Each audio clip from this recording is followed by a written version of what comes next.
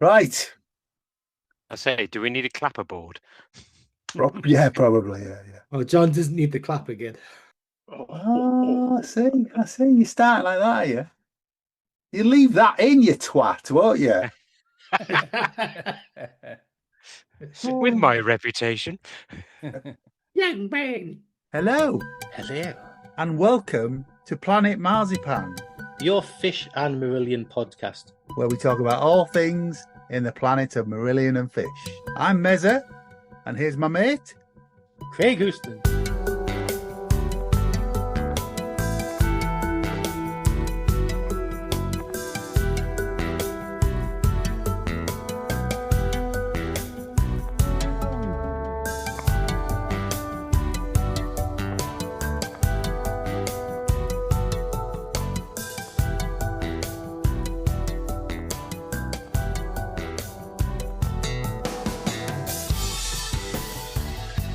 Hello, welcome to Planet Marzipan. I'm Mezza. I'm here with my good friend Craig. with the penchant for. No, You're going to make donkey jokes again. no.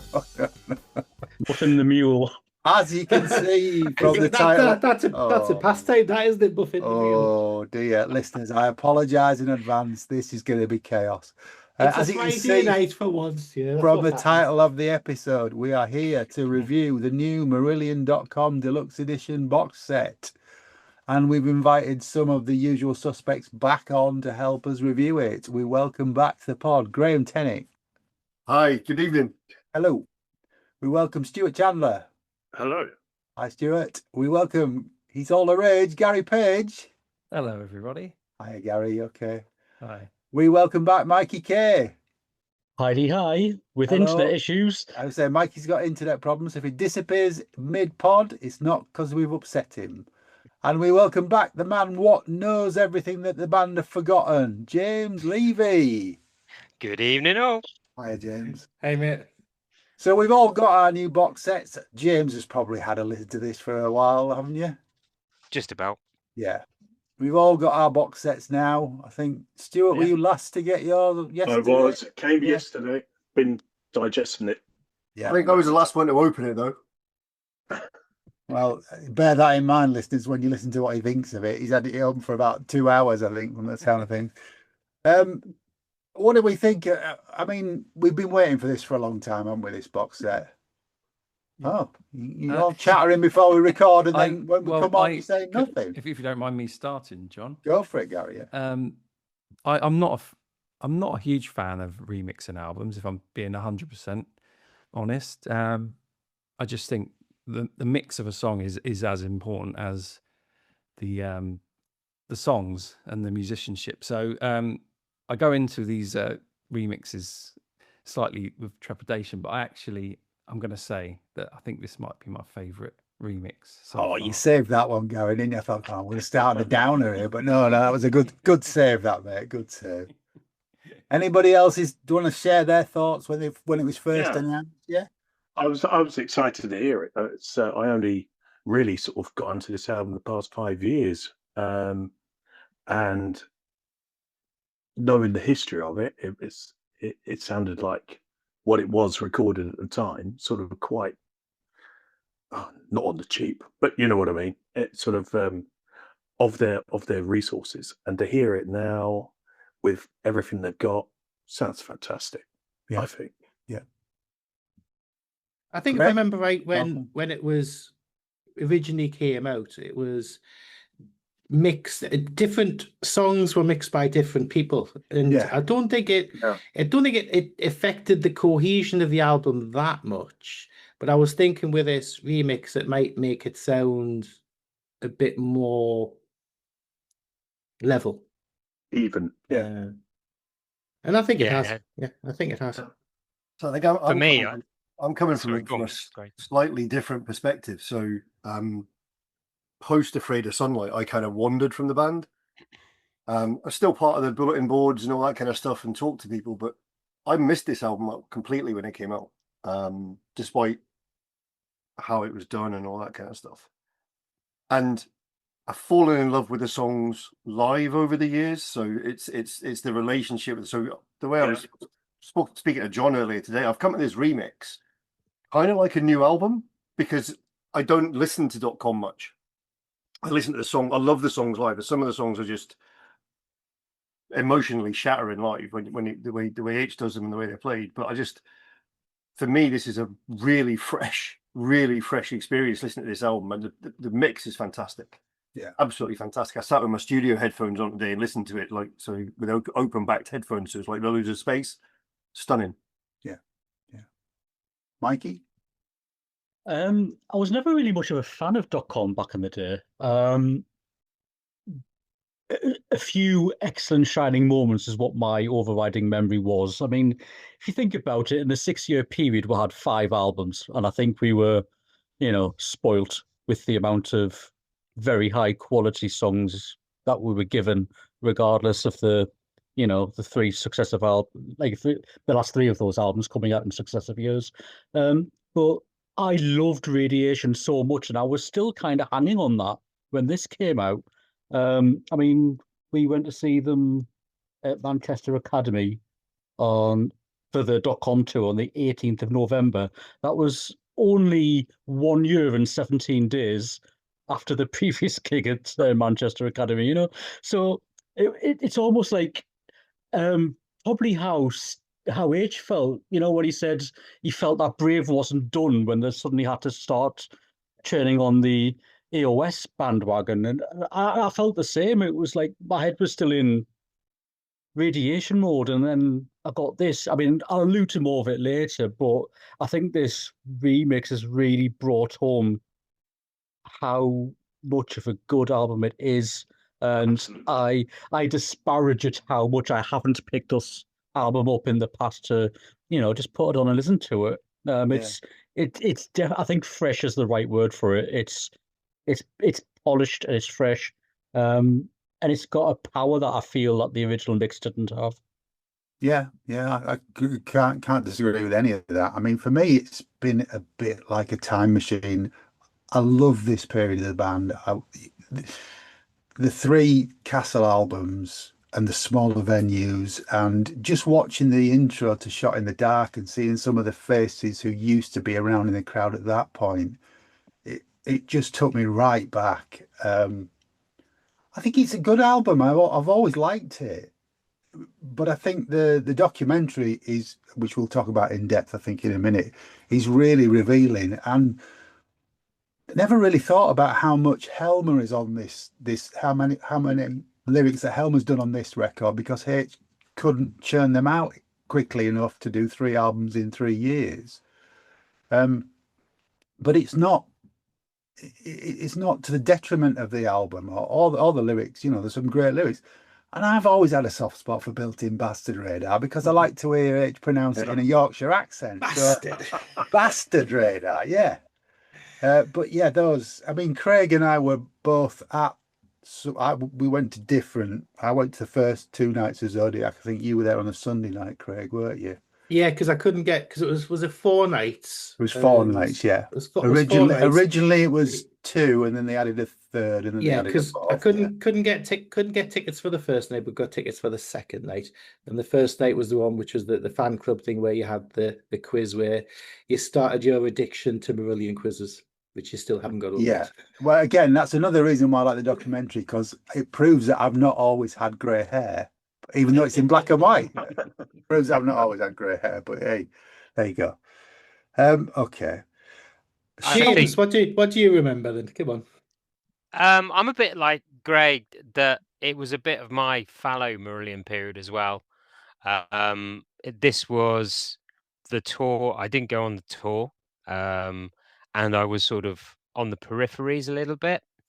I think I bought the album, but for me, I think this is a really good remix. I think for me, it opens it up a lot more, where the original was quite dense, where this one you can pick up so much more than you did before. And also actually listening back to it, because I hadn't listened to it for a while, how much of a guitar-driven album it is.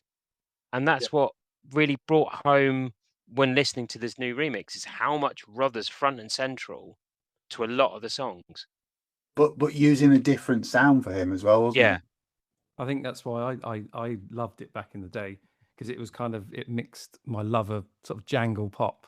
Yeah. There's quite a lot of kind of jangly guitar in it, which There I are, absolutely love. Yeah. So Yeah, I think I didn't actually realise until I heard this remix how adjacent it is sonically to Anarachnophobia in a lot of ways. On a sliding scale, it's probably closer to Anorak than what it is to Radiation. Yet at the time, I felt that .com should have come before Radiation. It's weird how your perceptions change, you know. But there's a lot of this I think could have fit on Anorak, or I mean, even Enlightened, I think, could fit now on Marbles. You know, I imagined it going from Enlightened straight into the Damage. You know, I was singing it in my head as soon as it finished. Which is really odd, because actually, when you look at the writing, .com pretty much was written mostly at the same time as Radiation was. Yeah, yeah. And what a different album we could have actually have got. So the other thing that I noticed musically, album-wise, so the Rollers thing I noticed straight away, that and it's probably because of the mix, you can hear more of what he's doing and what have you. But for me as well, on this album in particular, Mark's playing keyboards rather than atmospheres and synths. I don't know if you get what I mean there, but there's more lines to what he's playing rather than making it soundscapes. Yeah, which was really quite brightening. It gives there's more movement to it. So is this the point where Mark starts to get more involved in the writing then, do we think? I don't know. I think this is the transition. I think when you get to Anorak, I still think you got Rothers quite well in, but Mark's starting to come more to the fore, and that really takes on with Marbles onwards for me. I mean, if you think as well, with the business side of things, he was sort of moving forward with it as well, wasn't he? So it sort of makes sense he might pair it musically as well. Yeah. Okay. Has anybody read the essay in the book yet? I think it's brilliant. Yeah, it's really good. And the age bits for me are really key when we talk about, when you were talking about the Helmer lyrics and what have you, and Age is really open about his headspace, not just about writing lyrics, but his headspace about the world, about life, and the struggles he was having with everything at that point. Yeah, and it's really quite enlightening when you listen to it. See what he did there, Grae.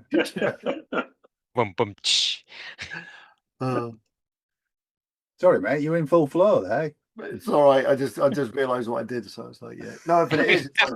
Just enjoying it. Yeah, okay. The essay's fantastic. The Ben Castle bit when he's gushing about how much of a fanboy he was and how great it is to hear the song still and all that kind of stuff. And it's nice as well to hear them be quite candid about reading about.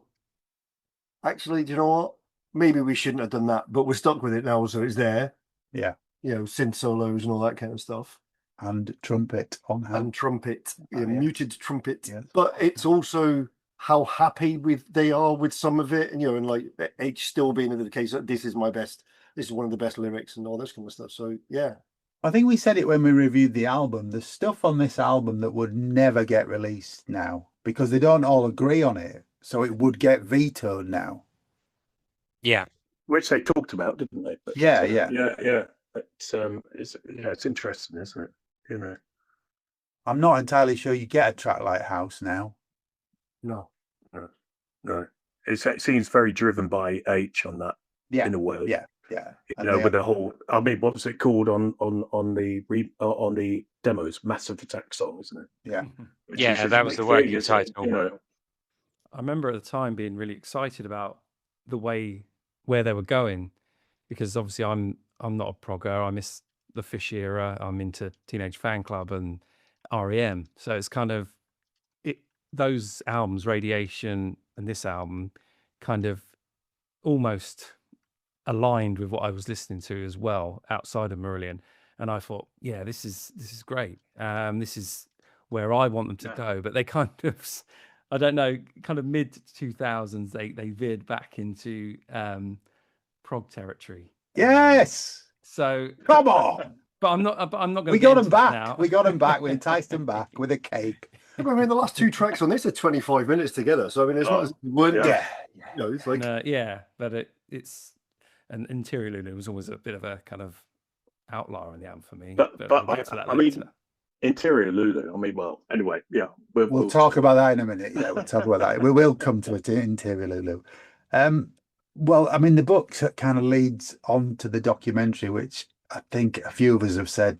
I certainly am like this. Is the first thing that I put on with these box sets before the music is. I watch the documentary. Straight into it. Craig, what do you make of this documentary?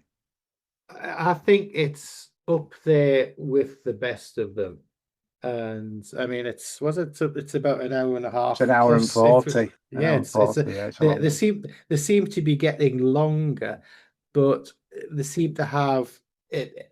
Everyone's just jam packed with information and interviews and anecdotes, and they don't outstay their welcome at all. And I think Tim always does a really, really good job of pulling stories and anecdotes out of the guys, which they probably couldn't have remembered 5 minutes before they started recording.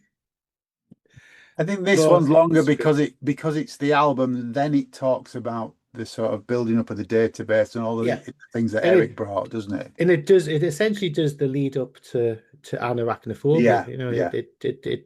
It goes right up until then and touches on the change of the music business and their change of it, and the whole fact that their cunning plan, which was only thought of, because they didn't know exactly where everything was going, but they had an idea and they knew where they wanted to be. And as technology was moving on, they got ahead of the curve. And the whole fact of getting the record company to put the mail-in thing on it was actually as part of the booklet. You had to cut it out rather than it being in there. Yeah. But it's genius, because if they hadn't have done that, would they still be here now? And you just think one little nugget there has set the ball rolling, and they've built a career from it. It's quite interesting, isn't it? Because it kind of sets up, there's almost like a domino effect. Because if you read the essay, they're going, Castle took us and they did nothing because they knew we had a fan base. Yeah. So they just let the fan base buy the albums because they knew they would. So they didn't have to spend the money on the market, and they didn't have to spend the money on this. And then go forward to post this, and they're like, we'll take advantage of rather than the record label. And you've got that kind of that progression. And it's nice to hear those anecdotes.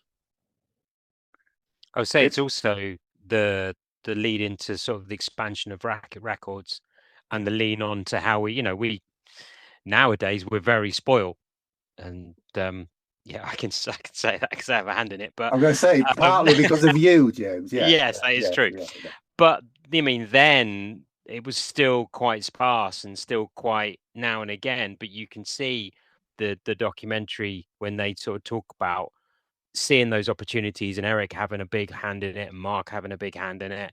I mean, for me, I think it's up there with Script as the best ones. Tim's done a cracking job on that. Yeah. It's just, I mean, it's stuff that is, all bands do it now, but just to hear Eric talking about why the Christmas CD came into place, to start with, so that they could say to the web fan clubs, if you give us your database, we'll give you an exclusive CD that you can put in with your magazine for your members. But didn't Eric say that it was on was it on H's podcast, or was it Mark's podcast? Well, it was when Eric was on, and you were saying that the international fan clubs were a little bit reticent in actually giving up the information. Yeah. So it's a case of let's just give them something to work around. It's a clever way of doing it. Really good. Well, I don't remember us ever actually giving consent. I know nowadays I was not around in these days. It wasn't, no, but I mean, nobody asked us if they could pass our information. Not that anybody's complaining, because we obviously benefit from it, but now you'd have to get permission, wouldn't you? Yeah, definitely. The thing that stood out for me, the Wild West days. Yeah, it was H talking about how the advance was 50 grand, and he was saying, well, 100,000, they get like 50%. 150, yeah. 150, and how that's got to, obviously, it's their income divided by 5 and blah, blah, blah.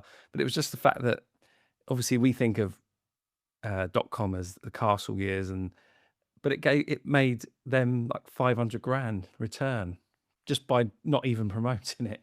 Yeah. You kind of don't think about things like that. It's the whole thing's like a shocking indictment of what was then the record industry. You know. Yeah. But the one thing, at least with the Castle years, was they'd learned the lesson from EMI, and even though the record company paid for it, it was they had the rights to get the album back after, was it 5 or 10 years or whatever it was. So hence they've been able to own the rest of their catalogue. Yeah, it's licensed from Strange, from Strange Engine onwards. So they can. I mean, this is the beauty now with the way that they're set up. They can license this to Adele, and Adele, they just have to essentially manufacture it and put it out. The jobs are good, and everybody's a winner. Yeah. Anything else from the documentary that you want to touch? I mean, there's a really, really detailed information about each of the tracks on the album as well. Yeah. It's really interesting how everything came about, I think. From the lyrics as was mentioned earlier on, and then how much H put into stuff, and it's very interesting. Really and good. Intercut with some footage from the time as well, which is really interesting. Yeah, that's like a blast in the past, isn't it? That guitar. It's like taking me right back to. Wasn't it from the Easter egg that was on the EMI singles DVD? Is that where it's from? Yeah, I think so. There's a record. There's a version of Deserve on there, so I think is, that's where it's from. Yeah. But it's, other bits like Henk from Henk's Treasure Trove. There's little bits of gigs in there that he recorded, and his Neil's, I think, as well. Yeah. So that's cut in as well towards the end when they're talking about the tour. But the one thing that surprised me that wasn't on there, and whether that's an absolute sort of, what's the word? My brain's gone. A rights issue? No, a sort of conscious effort not to do it, was about Pete's accident. Yeah, true. Yeah. I don't know. I mean, clearly struggling when he walks off stage. I remember that at the time because I had the old video of Shot in the Dark, thinking, "Oh, Pete doesn't look well," and obviously we know why. But it was, he was hobbling off stage and kind of had a crutch at one point. I haven't watched Shot in the Dark for years. I mean, has it been? I did message Tim, but he's obviously busy today. Has it been re-edited? It's been upgraded. Right. Because they found the Boom Boom Boys all their bits and pieces racket, so they sent it off to get all digitized, and I think it's been cleaned up to some extent, but it's still, as of the time and as of the Boom Boom Boys, sort of looks like their style. It's their style, through a load of Vaseline, but but also some of the there's I don't know. There's moments, I can't remember what track it is. There's some moments at the end of some of the acoustic bits where the picture just freezes, and I don't remember that being the Boom Boom Boys kind of style. It could be. There could be some nips and tucks by Tim. Yeah. I mean, it looks great. It looks great. Yeah. It's great. It's a new soundtrack. Mike. It sounds amazing. Yeah. Mike was tearing his hair out because they realised how many different shows it was used to all cut together. So that might be why you've got the freeze frame, because if the soundtrack's slightly different and there's slightly more audio or more crowd or a longer hang or what have you, you might find that the video has to stop while it does the transition. But I have to stress the freeze frame is perfectly in keeping with the mood. It's right. It's just not. Yeah. It's more modern a trick than the Boom Boom Boys were using back in those days, if you know what I mean. And I'm just glad that they were recording. Because the early films were down to them doing it, weren't they? Oh yeah, it's great that we have that footage available.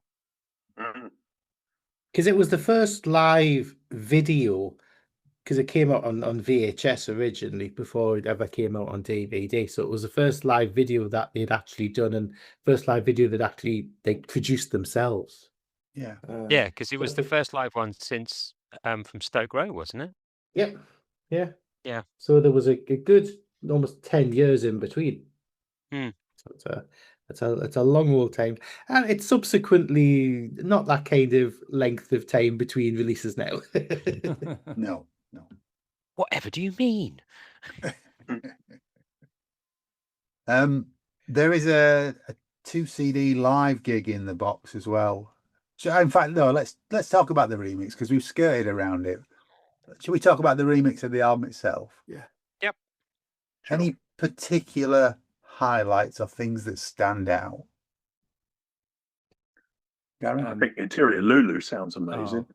Yeah, I was going to say that as well. Yeah, Yeah. it's an out. I listened to the original today just to compare, and it was Streets above. it's like chalk and cheese, really. Yeah. It's almost like it's uncovered. It's almost someone's taken a veil off it.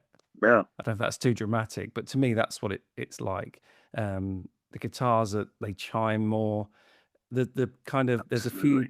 The synths are kind of bit pushed back a bit at the beginning. You know, there's jarring kind of synthy bits, and obviously Mark, I think he says in the documentary, he's redone the duck quack one in the middle. So, has he redone it, or has he put it through something? Hasn't he? Yeah. Has it been shortened? I think it has. I thought it had. What, the solo? Yeah, I think it has. I think it gets a bit more buried into the mix towards the end of it. Yeah. And I never noticed that bit after the sit. There's that like foreboding drone that sounds a bit like something from the wall. Is it? What should we do now from the wall? It's like It just sounds like that, and it's empty spaces. Empty spaces. Yeah. Never noticed that before, and it's just like, whoa, that's it's like the centerpiece of the album in a way now. I think, but if you're into that, it feels like the transitions are smoother as well in Interior Lulu. I was going to comment on that. So there's been a lot said recently. Well, not recently. There's been a lot said in the last 10, 15 years about how a lot of the transitions in the newer stuff are jarring.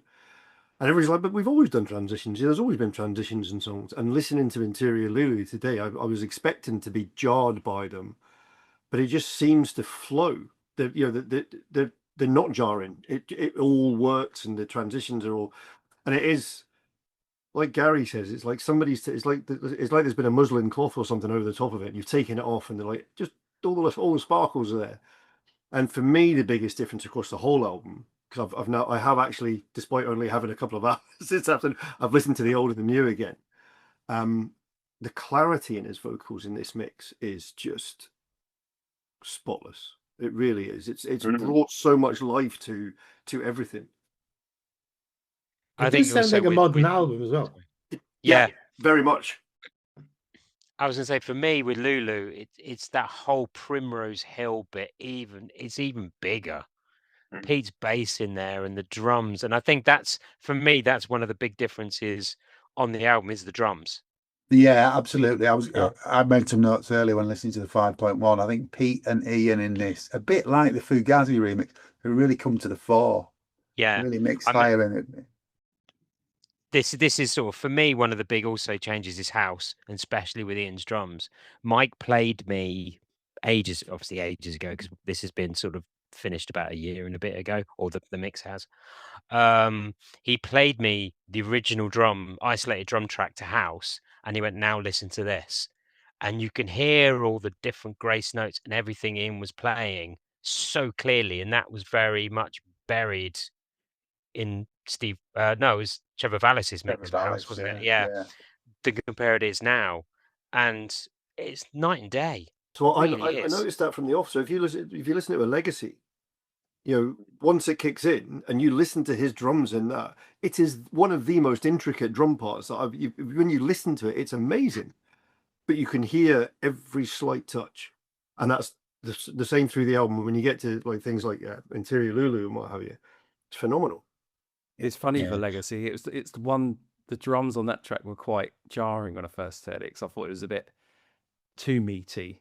But I have grown to get used to it. But as you say, the rest of the drums on the album is incredible. And I wonder if they were trying to go for that Massive Attack drum sound on the original, because obviously it's a bit mezzanine. It's dub, isn't it? It's almost been dumbed down. So I wonder if they were, it's the wrong word, but dub. I wonder if they were just trying to make it a bit more electronic than it obviously is now. I think the I think Go sounds like it's got much more space in the intro. Yeah. It's fantastic. Even the stereo sounds wide open now. But the 5.1 on Go is brilliant. Stuart, have you had a chance to play the 5.1 yet? Not properly. I've headphoned it on posh headphones. Yeah. 5.1, but it does sound completely different to the stereo. It's great. The intro to Go is like pinging in the two left speakers and then the two right. It's great, really simple effect, but it sounds amazing. I love the way Mike's pulled out lyrics and vocal melodies that weren't there before. I think in Interior Lulu and House as well. At the end, there's like bits I'd never heard before, and he's obviously found that and lifted them. Which adds to it all. It sounds to me, I mean, I don't play it that much. I'm not a huge fan of Enlightened. I'll say that. I know lots of people love it. Rother's solo sounds different on there. I don't know if it's used a different take or what, or it's just that I just don't play it enough. But I think the whole album hangs together more, doesn't it? Yeah, it is more coherent. Yeah. Yeah. I think that for Enlightened, to me, it's more lush. The sort of sweeping cymbals when it comes in and that guitar and everything like that. It just feels more enveloping, more lush, more bigger sounding. Yeah. And they've always loved it. They've always loved Enlightened, haven't they, the band? So. But don't play it that often. No, Sorry? we saw. But don't play it that often. Well, yeah, but they love. I mean, H loves 80 Days, and we know. Yeah, but when we saw enough said about that. Yeah, Rotherham play it, Band on the Wall with his missus. That was really good. Yeah, it was. It was. Yeah, I saw them do it, and I'm not just saying this because I was in Philadelphia. We were on holiday, and my wife eyes rolled when I said, "Oh, Marillion are playing." So we saw Los Trios on our holiday, and they played a brilliant version. It was at World Cafe in Philadelphia, and just to be there in another country to hear that song, I'll never forget it. Actually, it's brilliant. Which is beautiful. Yeah, fantastic. Isn't there a thing? It was mentioned in the book that they played around with the built-in bastard radar, the last half of it, because they've changed the tempos a little bit. Changed the tempo a bit without actually affecting Nature's voice, not because he just wanted it to sound more coherent and not like two different time signatures. Yeah, it's technology allowing them to do that now, because I know the interesting stuff as well on the documentary just talks about that is about the mixing, and they tried it on the digital desk and it not working and all things like that. So it's going through that sort of trying different people on different songs is really interesting. But yeah, they fully admit it on the documentary, don't they? They tagged it around with it a little bit just to make it smoother. It's interesting though. So I mean, we're all saying we hear slightly different things, and they've made changes. But I think it's a testament to both the album and them themselves that even the things that they don't like, they haven't changed it for sake of changing it. You know, the songs are the songs. So it's not as if it's like what have you done there? It's like, all right, okay, I hear more rather than why have you changed that? A lesser man than Mark Kelly might have taken out his keyboard solo altogether. Might have done. Yeah. He couldn't. You can't. You just can't hide legendary. That. You can't hide that, can you? Yes, it's like the stormtrooper smacking his head on the door.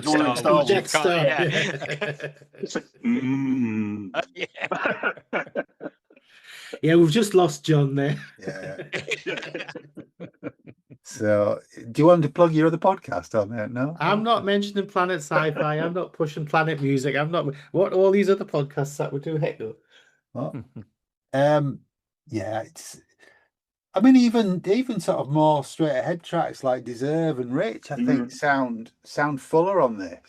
Right. Different little sound effects. Is it Deserve or one? I think it's Deserve, isn't it? It's it skitters round on 5.1. It skitters round the speakers. It's brilliant. I put that in my notes. A swishy sound effect. Yeah, but on the surround, it skitters right round the four corners. It's brilliant. There's also a nice little drum intro to Rich, which isn't on the original, from Ian. Yeah, to kick it all off. I think that's more like the live version, isn't it? With that drum intro. Yeah. I think Mike's really got to grips with these 5.1 mixes now. You know, his early ones were quite safe, I think, but he's, you know, they're not Stephen Wilson level. They're not like bells and whistles, but they're nice. And for me, I mean, Gary said he's not a fan of the remixes, but I just like to hear new things in the music that I love, you know, and you can pick out these new elements or bits that were previously buried in the mix. I mean, it's stuff they played, isn't it? Yeah, So, it's there, you know, but you know. it wasn't as apparent on the original.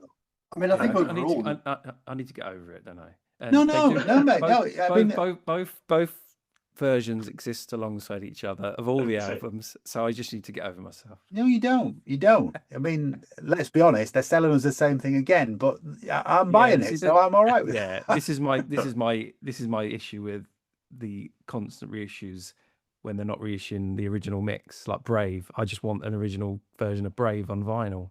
I don't want the Stephen Wilson remix. No disrespect to Stephen Wilson. Discogs. Yeah, I'll remortgage the house. Get the 2013 version. Get the 2013 one. That's what I did. It's about 50 quid, I think. At the minute. Is it? Is it? Yeah.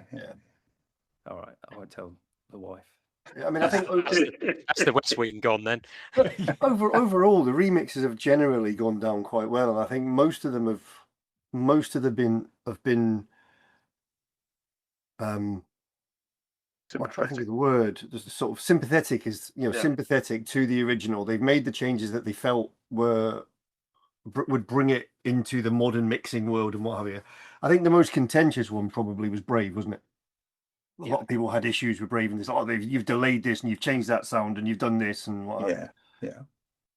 See, I'm with that because there's out of the remixes, the only two that I don't get on with are Brave and Afraid of Sunlight. I do like all the rest of them. Yeah, but there's a reason for Afraid of Sunlight, isn't there? Because they didn't have not everything was available. Yeah. So. I think it's almost like I see the Afraid of Sunlight one almost like an elemental mix. Because it's picking up other bits and pieces that were buried in Dave Meegan's or not accentuated as much. And yes, I am biased on that one, but I think, with what Mike had to work with, he did a fantastic job. Yeah. None of this is great. I like having both. It's nice to have both. I mean, I can listen to both of those back to back quite easily in the car.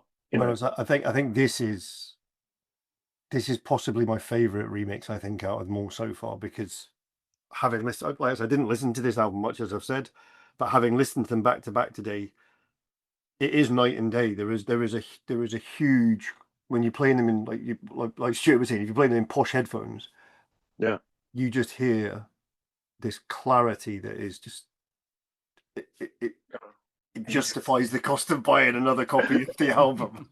It's quite interesting because Craig, and I'm going to throw Craig under the bus here now. Come on. Craig and I have had the remix for a little while. Not as long as James, but we've had the remix for a little while. And after playing it the first couple of times, I said to Craig, "What do you think?" He said, "I can't hear much difference." Well, we know he's got cloth ears. I know that. That proves it, doesn't it? It proves it. Can you hear differences now, Craig? Yes. Well, to be fair, what I've been listening to is actually been the Blu-ray stereo mix. Okay. So I've been playing that in the living room, and it sounds absolutely fantastic that way on. So it's it definitely brings out. I mean, I haven't got the whole 5.1 set up and all the rest of it, but the speakers and stuff and that in the living room are good. It's a really good telly, and it sounds absolutely fantastic on that. So I've not given it a proper headphone listen in a while. And it is upscaled on the Blu-ray, isn't it? Even the stereo mix is upscaled. Yeah. Yes. Okay. But I was going to say the same as James said earlier on. The thing that won over Interior Lulu for me with this remix was the last 5 minutes. Just Pete's bass work and them drums, my God. And it just elevated, doesn't it? It's the payoff that you've been waiting all these years for, And I know you're not a great lover of the track, but Enlightened for me is one of the highlights of this album. I like it more in this mix. I don't know. It's just a track. I don't understand what all the love's about, but that doesn't mean there's anything wrong with it. It just doesn't do it for me. That's all, you know. Yeah. And House. I mean, I've always loved House. I've never House understood. is amazing, Yeah, I've never understood why people have always pushed back against it. I mean, to me, it's a natural progression from One Fine Day to Born to Run and then to House. You know, it's not like it was anything earth-shatteringly different.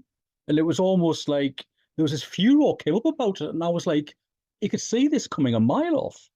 You see, my take on House is about the lyric. I think the lyric's just amazing. It's amazing. It's heartbreaking. It's but it does. It portrays that feeling, the breakdown, but you know, that pervading feeling of dread, and you know what's happening and what are we doing to each other, and all of that is all in an incredible track. It's not like anything else I've ever done, is it? Or since, really. But no, I mean, there's certain lyrics, like, you know, like listen to the stereo, quiet at all volumes, and when she smiles, it cuts me. Or it's just heartbreaking. But I see that as a mirror to things like also like Beyond You and Now She'll Never Know, and those where he was at the time, which is another thing of the documentary. And you can again pull on that thread to see where Marbles was coming. Because the start of the Marbles lyric, or some of the Marbles lyrics, like Invisible Man, the starting of Bits of Neverland, were around in that same period as well. Right. Yeah. Breaking up back to the doc as well. I mean, it's, you know, how serially honest H is, and well, everybody is within the doc. It's outstanding to listen to, and just sort of, you don't get that with any other band, really. I don't think. No, I think there was a bit where Rothers kind of said, in hindsight, you didn't realize how close to the bone things actually were. You know, when you're in the there, you know, you're fighting for survival and just, you know, fighting the good fight and going on. But, you know, like he says, looking back, you didn't realize how bad things were and how worse they could have got. You know, it was very candid, and it was. I mean, they all, you know, pretty much said the same thing thereabouts. But you know, you could tell on Rothers' face. You could see it. You know, it was heartfelt. It's quite interesting what Mark and Ian both say about the gigs. You know, they're clearly playing smaller places, haven't played big places. And Ian's like, well, it's a gig. Just get on with it, you know. And Mark's sort of saying, well, you're in the zone. You're playing to an audience, so you're just getting on with that. But then when they took a step back, the venues had downsized significantly. But there were some incredible gigs around that time. There really were. I mean, the Zodiac gigs were brilliant. It was absolutely boiling. I mean, the gigs that we saw at that time, because I mean, it's funny because I'm going to do a little bit of parallel for the Castle years, because I think, I don't know whether it's subliminally with me and Mikey, we've got a lot of affinity for this time and the way that the boys were doing everything, because in our lives at this time, this was when me and Mikey were stepping out on our own. It was because, you know, from a work point of view, like, for the listeners, because otherwise you just come out as a couple. Otherwise, because in 1997, you know, Marillion had signed with an independent label, and in 1997, me and Mikey had left our jobs and set up our own business. And we were going through, you know, starting from scratch, setting up. So, you know, 1997, 98, 99 for us was a lot of hard work, a lot of like 7-day weeks, and a lot of, you know, you're having to do everything for yourself. So, you know, we got with them, and they were going through a change. And it was, I think it was subliminally for us. We're just, carry on. We're with you. We know what it's like going independent. You know, you haven't got the support of a major company behind you and all the rest of it. And you're going for it. So, and the fact that they were, you know, into 2001, they were doing really well. And for us into 2001, into 2004, we were doing really well. So we had a lot of parallels in our life at that time. When I listen to it, it also reminds me, obviously, it was released in the last year of the last millennium. So it's got that kind of feeling. I don't know if it's just me. I was 24 then, not really knowing where I was going. Hadn't met my wife yet, and it was kind of a weird time. And that album was, even though it was the album it was just still very special, even in 1999. So it's funny that, because when I came to know the album as an album and I listened to it, I was actually quite relieved I hadn't heard it at the time, because where I was entirely different from where H was. So I wouldn't have related to any of the lyrics. I wouldn't have related to the sentiment of the songs and the way the things were done, because I was in a joyous period. We just had our second kid, we got married, with all that kind of stuff, and my life was entirely different to the things that were being sung about. And I don't think I'd have been able to separate myself from my life and take a look at that. Nowadays, it's only House though. The rest of them aren't really about. Yeah, I don't know. But there's a level of alienation in some of the lyrics. There's a level of not maybe relationships dying, but looking at the outside world and thinking, where do I fit in? What's been left? All that kind of, I don't mean it's all about relationship stuff, but my outlook was very different to the outlook of the album. Yeah, so my outlook was the same as Interior Lou. Yeah, so and it's interesting how that works, isn't it? I was pretty lonely and isolated. I had friends, obviously, used to go out, but I didn't know where I was going in my life really, and that song and that album, as I say, is special to me. I'm better now. I think also as well for wow. For us, John, this was the start of us getting to know a lot more people at gigs and on tours and things like that, because the Zodiac gigs had helped that, and we got to meet a lot more people around about the time. I mean, you're talking like the Radiation tour was the first time we really got to know, between Radiation.com, got to know Mr. Kennedy, for instance. Yeah, and it's but isn't that because they were the smaller they were smaller gigs, so there was more chance of you meeting the same people over the time. But it was also due to the Freaks mailing list and the Opium Den and stuff like that. That had a big thing where people started talking, and then you met them in person at the gigs. It's like, no, it was really, really top 10 favorite carrier bags, top 10 carrier bags. Stop it, because that person is on the intro to Shot in the Dark. That person. Hey, let's move this on. Let's talk about some stuff that James was involved in, because there's lots and lots of demos on the Blu-ray for this album. There's some cork and stuff, isn't there? There is. James, is there anything you're particularly fond of from these gems on here? I really like the early mix of Go, because it's so different. That Afraid of Sunlight version? Oh, no, that's something different. The early mix, that was Stuart Every's mix, which I think was on the digital desk.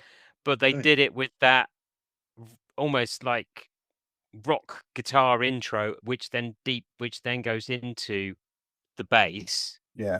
And there's different little bits and pieces and different sort of takes or whatever. But that's one, when I first heard it, I went, wow, that's going on.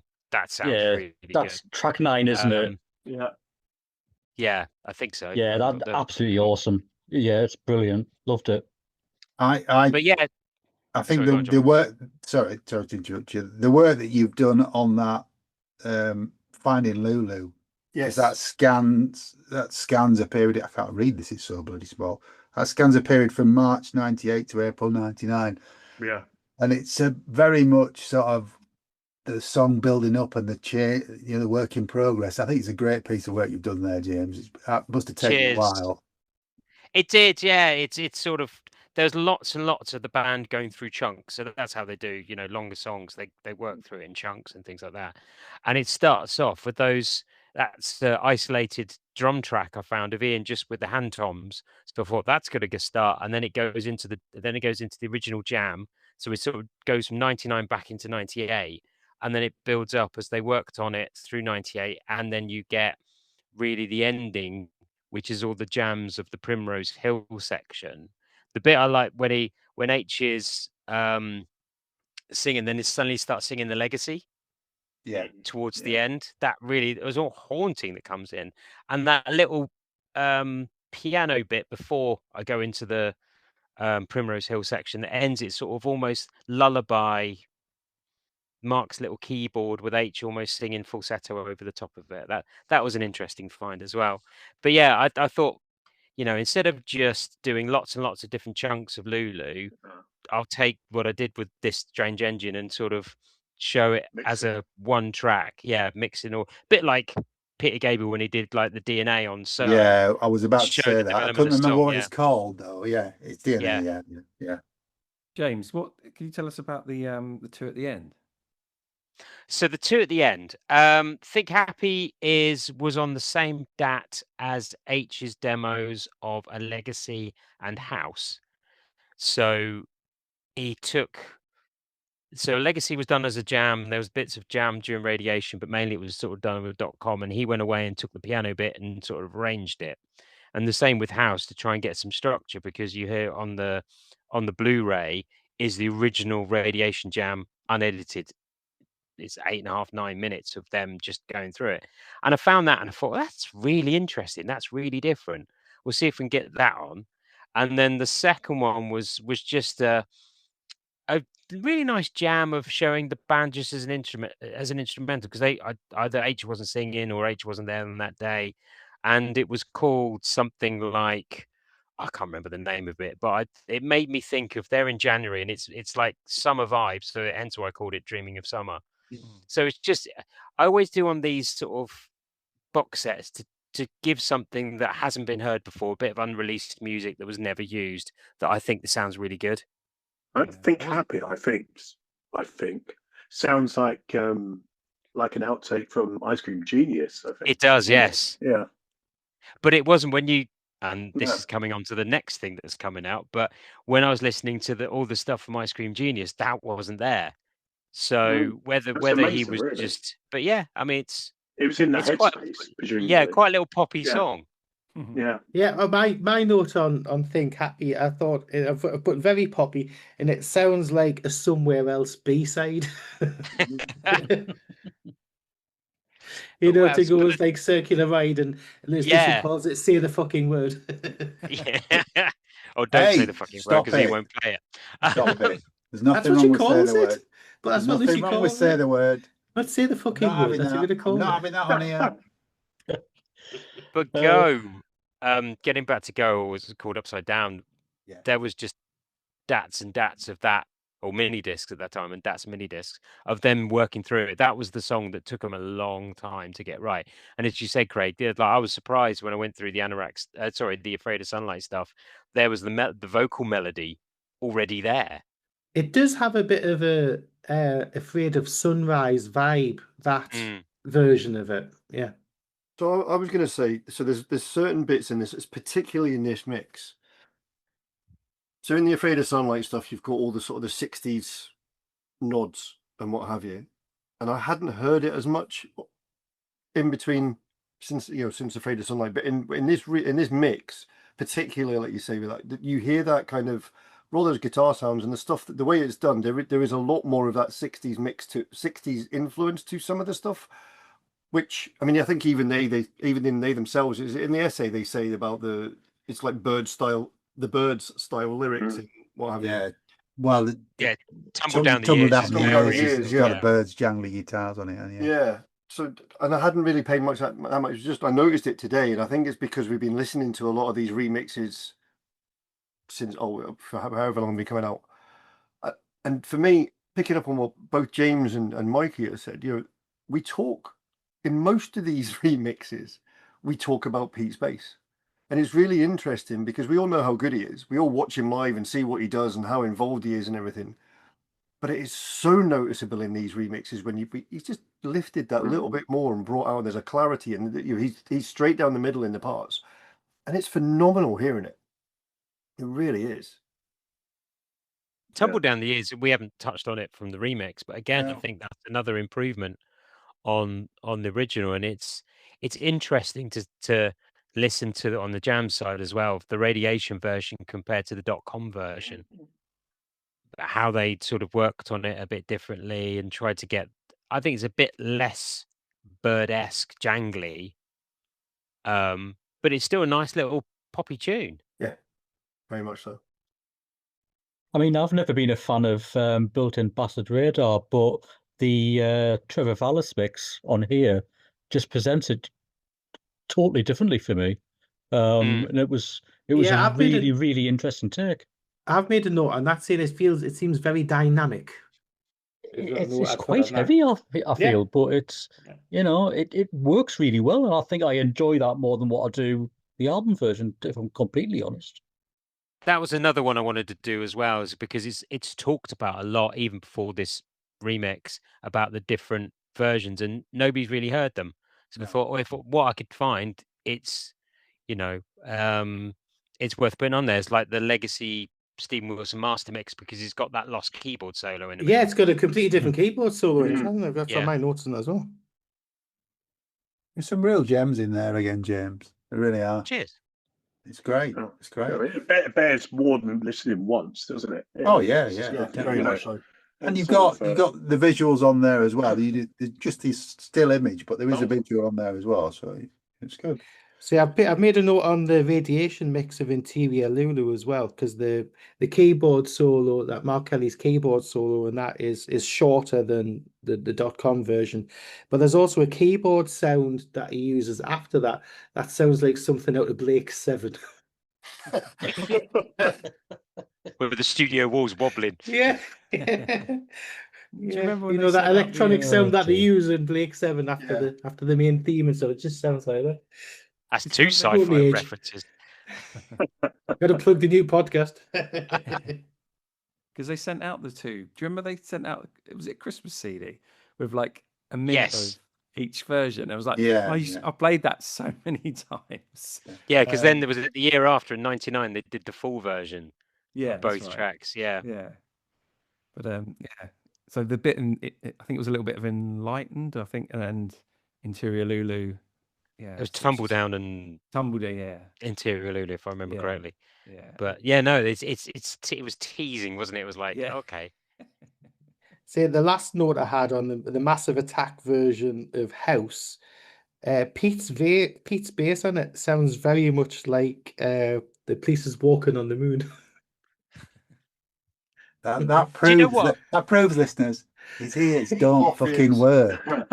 His ears do not work. Actually, on a lot of when they're hearing the jams, there is some Police influences creeping in, but that does not sound like Walking. We're not allowed to support Craig. I'm not entirely sure Craig has ever heard Walking on the Moon if he thinks it sounds like that.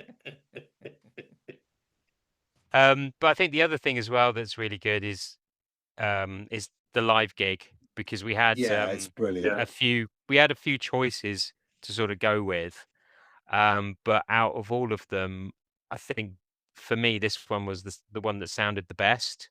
It sounds fantastic. Also you've got Ben Castle there live as well. Yeah, I was. So there. This is Shepherd's Bush. It's a Shepherd's Bush selection, isn't it? Yeah. 20th of November '99. Yeah. Were you standing, Gary, or were you sitting? I was standing. I was there. I remember. Obviously, the memory. 27 years ago. The only thing I really remember is the curtain, and for Go, then behind the curtain. I do kind of now. I remember Ben Castle coming on.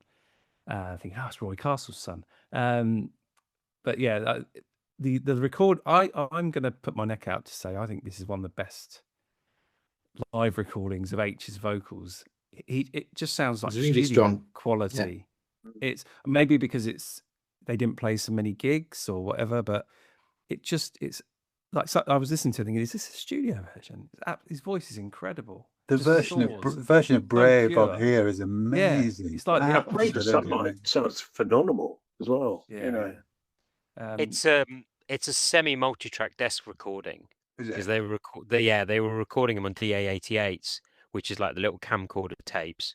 But instead of having multiple tracks, I think you can get up to 8 tracks on these things, and these are another beneficiary of Mike getting the Tascam engineer to build him a DA88 player. So we did, before it all went wrong, because there's not much of them out there these days, is he digitized all the stuff. And even in the rough mixes I heard when we were looking at, going through which one we're potentially going to use, this show stood out. Yeah. What It's I a love great about set it- list. I mean, you can't get enough versions of Memory of Water, Big Beat version for me. And it's really good, this version, isn't it? I just wish they'd leave the answering machine alone. I don't like that arrangement. You don't? No, because again, I love Radiation. Leave it be, But King on here, I thought my earbuds were going to fly off me head. There was quite a bit of clipping actually towards the end, and I thought, oh my God, Mark Kelly's keyboards are going to destroy the tapes. But yeah, it was really good sonically. It's a really outstanding gig. Brought back a lot of memories, that's for sure. Yeah. Well, it's a very energetic set list. Yeah. Well, Yeah. I was looking through it, and I think practically all of their albums from yeah, well, from Misplaced Childhood all the way through are covered. Yeah, there's something off everything. Yeah. Sorry, It's we're just trying to prove crazy Mikey list. wrong, but I don't think he's there's any right. holidays. I think he's right. So yeah. Do you want to? I haven't got There's the set no, list there's in no front of holiday. me. There's nothing from There's no holidays. on holidays. there. Set list No for holidays the on set there. list for this gig then is Go, Oh. Under the Sun, Rich, Uninvited Guest, A Legacy, House, Mad, Opium Den, Afraid of Sunlight, Deserve, Easter, Answering Machine, Memory of Water, Big Beat version, King, Brave, Great Escape, just for Craig, Kaylee, Lavender, and Slange. Yeah, Set list, isn't it? so Pretty holidays good. is missing. Pretty good. Well, Well, when I went to the this- toilet, I was singing Cover My Eyes and My Head, so... But the thing is the set list for this is different to what we saw in Manchester. It's pretty They much dropped the Lulu, same. yeah. Pretty much the same. But we had Interior Lulu, and we didn't get Brave. So that was the difference that we have. But it's in I this. still got This me is the, leaflet. Still got me flyer from the gig. Yeah, it's in the Oh, wow. documentary, isn't it? It's in the doc. I've got one of those. Yeah, it's in the documentary, that flyer. I think Well, that this- must come from Marco, the one in the documentary. Yeah, but this one, if I remember right, on the Radiation tour, they dropped any and all like Fish era songs for that tour, and then That's brought right, them yeah. back for this one as an encore They with Katie did- Lavin and Slange. They so- did in the UK, but when they went out to Europe, they brought back in things like Warm Wet Circles and other bits. I think the version of Slange on here is really good. It's Really good yeah. ending to the gig. But also there's a really good version of Legacy as well. I think that's great live. Yeah, and it's funny as well because historically, back in the old days, Slange was never a show closer; it was always a show opener. Yeah, So yeah, it's- true. Yeah. So I it's mean, a bit like what they did with Incommunicado on Afraid of Sunlight tour. Because Incommunicado was always one of the later songs in the set, and they brought it right up front. So it definitely playing around with what they would normally do. I think that Mike's new mix of the Zodiac gig would be a good download of the full gig. I mean, the version of Berlin on Shot in the Dark is just brilliant. But yes, I mean, we got Zodiac exists as a single CD, doesn't it? But to get the full gig would be nice. There was a Front Row Club. Was it the second night that was released as a full gig as well? Yeah. Yeah. But of this, because obviously Mike's tweaked this mix, hasn't he? Yeah, this has been tweaked. This was they had the I think he had the DA88s for this as well. But we will review Shot in the Dark in more detail at a later date, won't we, Craig? Yeah, it deserves its own episode. Plus, we need to have a proper reminisce of those Zodiac Oxford days, the heady days of summer in '99. Try and get the quiz team back together. But then you've also got all the live video extras on this, which is a nice little bonus. Yeah.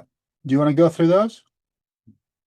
So you've got the acoustic version of the Bell in the Sea, that's from the Zodiac, isn't it? It is, yeah. And The Sani episode. If you know that story. Go for it. that Ruthers wasn't very well off stage. That's why they did it, because he had a bit of a ropey sarnie. Lisquits. So leads on to his great escape, which is from the Zodiac as well. Then we've got a Memory of Water big beat mix. Is this one from Germany? Yeah, I would say Munich or Dresden, one of the two. Yeah. And you've got a version of King again, which was from Germany. A short version of Blackbird. Then an acoustic, in inverted commas, version of Cover My Eyes, which is H on piano, which I think is Germany as well. And a full band, eventually band version of Hey Jude, which I think is again from Germany. Which my cat Skiba really enjoyed this afternoon. Yes, he is. He said, Is that what the photo was from? Sent a picture through for a video of the cat staring at the TV. I really enjoyed it. Yeah, and then we've got an 80 Days, which was from a record store, and again I think that was in Germany. And then finished off with the guys in what looks like a meeting room, conferencey kind of room, doing a rehearsal of an acoustic version of Itch, which is a nice little addition. But these are great little extras. Yeah, it's another packed Blu-ray. It's great.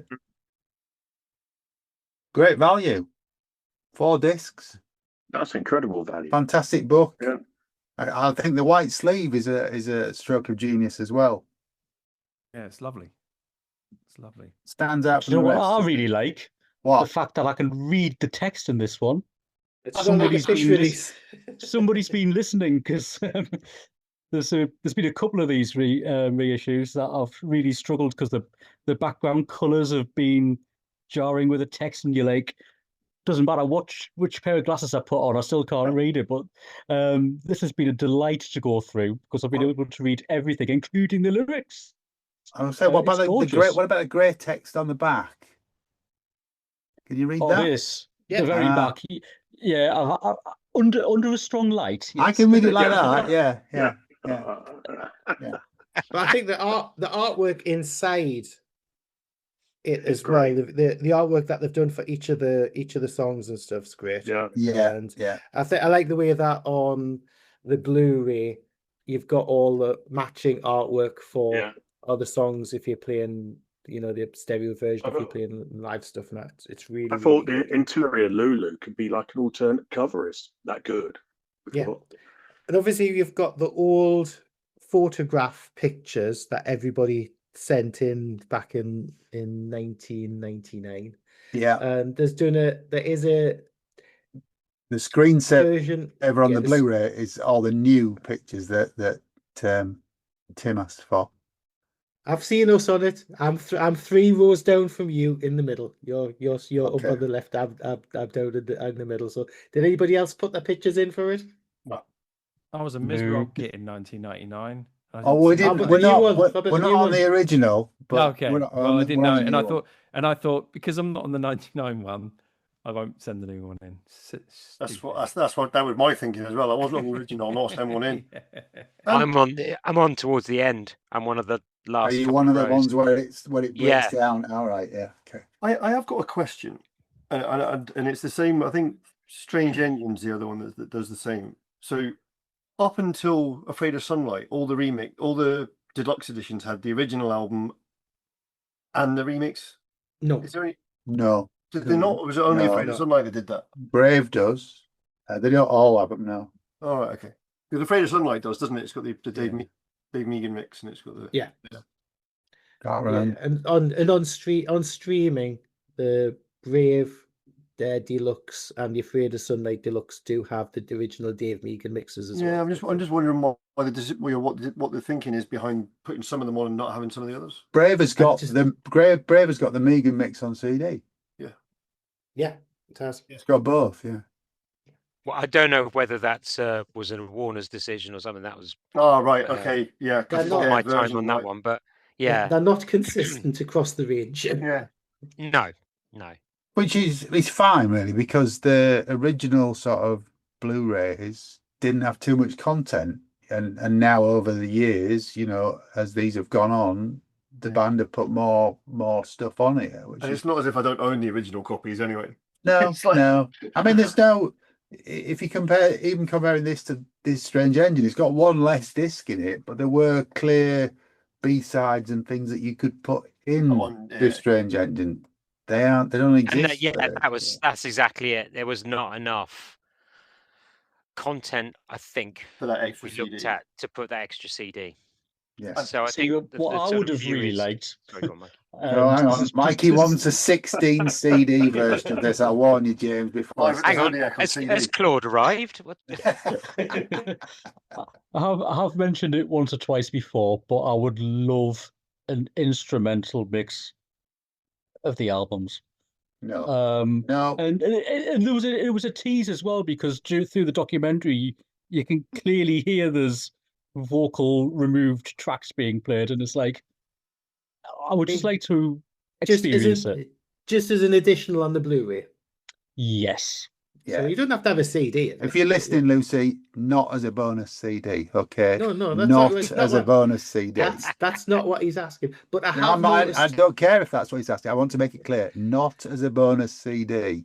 But I have noticed on the streaming version of this Deluxe, which will be launching. Well, we're recording this on Friday the 12th, so it gets launched on the 19th. So the Friday after this comes out. The Friday after this comes out, the streaming version has actually got more on than normal. So you've got the demo, the full album. Yeah, you've got the full album, you've got the live album, and this time round you've got the demos from the Blu-ray. Yeah, I did notice that on Apple today when I was having the little butchers. So they keep tweaking those, don't they? Sort of like with the earlier ones as well. They get tweaked a little bit every now and again. Yeah, but that's it, because they were never consistent in exactly everything that was on there. But overall, we think it's worth the money, don't we, boys? Oh, it's a double thumbs up. I mean, considering almost a consensus of opinion. I mean, if you look at the price you're paying for what you're getting, I can't say anything. Yeah, for the price you're paying for what it is, it's an absolute bargain, really. I'd love to review the vinyl version, but it's not arrived yet, so I can't do that. But I'm sure it'll be wonderful when it does turn up. I've stuck to my guns. I stopped buying vinyl of Marillion after Brave, and therefore I haven't bought any of the deluxe versions on vinyl since then.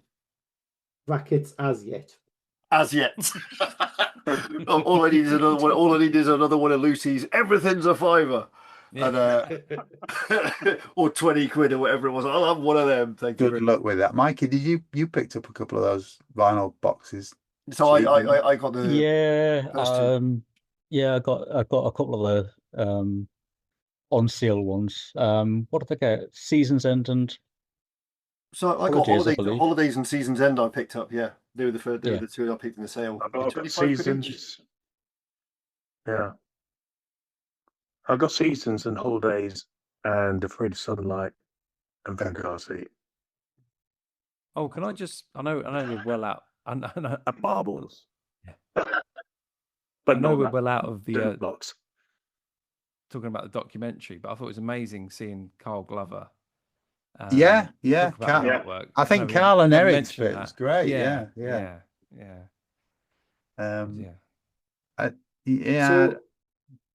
next up, even though we're finished, No. So next up, I'm thinking it will be interesting to see. You know, I know the Tom drums are that it could be something like Anarachnophobia next, because obviously they've jumped ahead of Radiation because of the 2013 remix of it.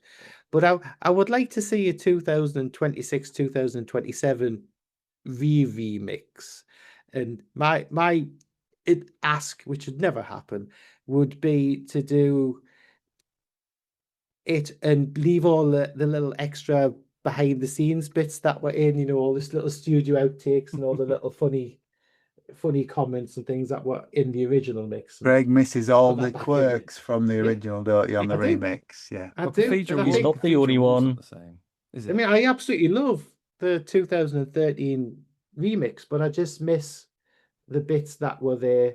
Well, you can play it Originally. all at one volume, which is So- always a bonus, isn't it? Yeah. You missed the Vic and Bob moments. He does, I yeah. do. He does, yeah. I mean, there was a point I was wondering, you know, are they gonna run out of steam with these? Do we want to buy more? So from say Marbles onwards, I was like, oh, are they old enough to do remixes? Do we want to do? And then I'm like, it's actually 22 years old, so it's. Do you know what I mean? There's probably a lot of mileage in doing, you know, all the others up to a certain point, but I don't know where do we? Are they going to stop? I mean, I don't know. Why should they? I mean, I was thinking today, similar to you. I was thinking, well, Fear's like 10 years old. It's this year. crazy. So by the time they get to it, it'll be 20 years old. Yeah. Yeah, but Maybe 30. those albums were mixed in surround sound originally. But what will we have then? Sorry? What will we have in 20 Craig's years' ears. time? We'll still have Craig's ears. Yeah, but, Capital. But- Lucy might have gone off. Lucy might have changed her mind, and we might get Amos of some of them as well. They might have But, Dolby yeah. Loss or something like that.